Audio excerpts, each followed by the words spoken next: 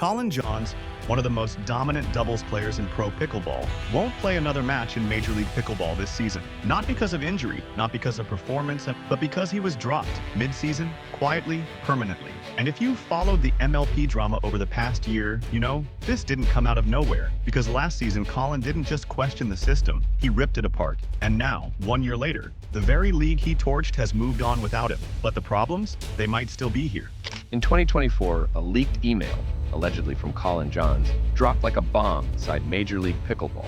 In it, he accused MLP of everything from sabotaging top players to promoting bush league behavior to forcing pros to compete under unsafe, unprofessional conditions. He called the scoring system broken, the venues dangerous, the format rigged. It wasn't a PR stunt, it was a manifesto. Some fans backed him, some called him a diva, but one thing was clear: Collin had no intention of staying silent. They didn't publicly respond, but they didn't forget either. Fast forward to 2025. Collin was back on the court, but the tension behind the scenes hadn't gone anywhere. Sources close to multiple MLP teams confirmed what many suspected. Collin had become a lightning rod, critical of the format, outspoken in meetings, and increasingly isolated in the locker room. And then came the moment no one expected. Collin Johns was officially dropped from his MLP team. No press release, no interviews, just gone. For one of the best defenders in pro pickleball and the partner of world #1 Ben Johns, that wasn't just a roster move, it was a statement. And just months before Collin was officially dropped, there was Columbus. Ben and Collin Johns, the biggest names in the sport, withdrew from the MLP Columbus event, citing lighting and safety concerns. According to a statement from MLP, the league said it would review venue standards moving forward. But this wasn't just a review, this was a stand. Collin had already been vocal about poor lighting and unsafe court conditions. In Columbus, he put his money where his mouth was and walked away. Some insiders say that moment sealed his fate. He didn't just question the system, he rejected it on the biggest stage. Let's be clear, Collin wasn't just another name on the roster. He was one half of the most dominant men's doubles team in pickleball history. He was the chess master to Ben's power, the structure, the calm, the glue. And say what you want about his personality, but on the court, Collin made good players great and great players nearly unbeatable. Now he's gone, and so is the chemistry, the synergy, the brand that was Team Johns. And what does MLP have to show for it? A cleaner PR image? Maybe. A better league? Not so fast. Here's the part most media won't touch. What if this wasn't a meltdown? What if this was a warning? Because Collin's 2024 email wasn't just a rant, it was a checklist. 8 specific problems, 8 claims that the league was flawed at its core. So now, 1 year later, let's put Major League Pickleball under the microscope and ask the question, did they actually fix anything? Up next, a full audit of Collin Johns' complaints and whether MLP stepped up or just swept it under the court. Now, before you write Collin off as just a sore loser or a locker room liability, let's go back and take a hard look at what he actually said in 2024 and ask the question, did MLP ever fix it? Because believe it or not, some of the most controversial issues Collin raised, still a problem in 2025. Let's run it back, point by point.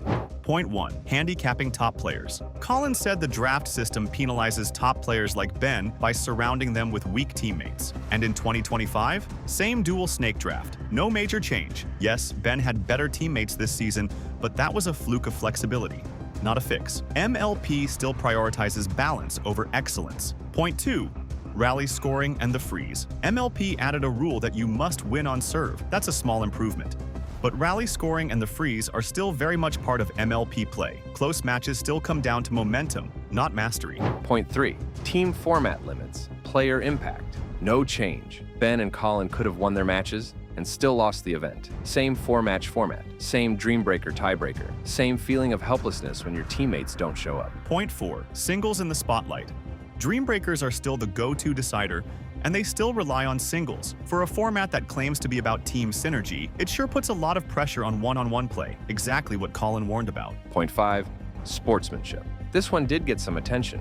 The 2025 USA Pickleball Rulebook added new penalties for taunting, distractions, and post-match misconduct.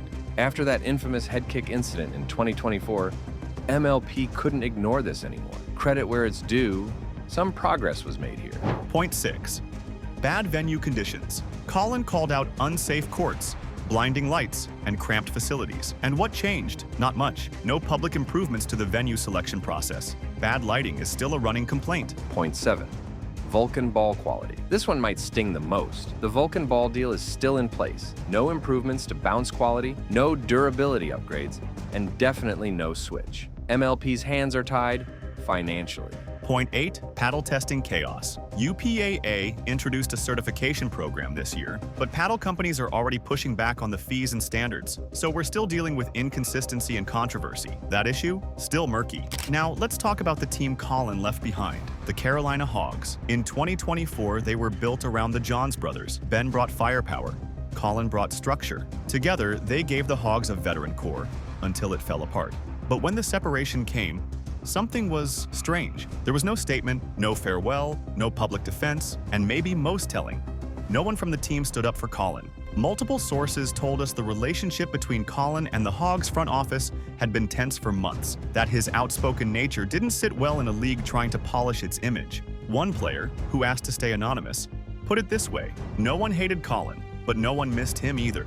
For a player who helped define the Hogs' identity, that silence said more than a press release ever could. Now here's the part that gets overlooked in the headlines. Collin Johns wasn't the only one complaining. He was just the only one who said it all out loud, and all at once. But across the league, other players, owners, and insiders were raising the same red flags. Zane Navratil called the Vulcan ball unreliable, and publicly questioned whether it rewarded skill or chaos. Anna Bright criticized the draft format for punishing dominant players, and called for structural reform on podcasts. And Connor Pardo, yes, the PPA co-founder, openly acknowledged that the Johns brothers walking out of MLP Columbus forced the league to reevaluate venue safety and professionalism. And it didn't stop there. Owners grumbled privately about paddle testing inconsistency. Fans on Reddit pointed out the scoring system still favors comebacks over control. And broadcasters themselves have tripped over trying to explain the Dream Breaker trademark to casual viewers. This wasn't one guy yelling into the void. This was a league under pressure. And Collin's voice, while the loudest, was only the first. Maybe MLP is evolving. Maybe the system is tight. But if it took a storm like Collin Johns to trigger that shift, well, maybe the storm was necessary. So what do we make of all this? Collin Johns didn't just step away from Major League Pickleball. He became the most polarizing figure in the league's short history. Outspoken, unfiltered, and maybe, just maybe, right? The scoring system still favors comebacks. The ball still breaks mid-rally. Venues still spark controversy. And other pros, quietly or not, are saying many of the same things Collin said 1 year ago. Maybe he was hard to manage.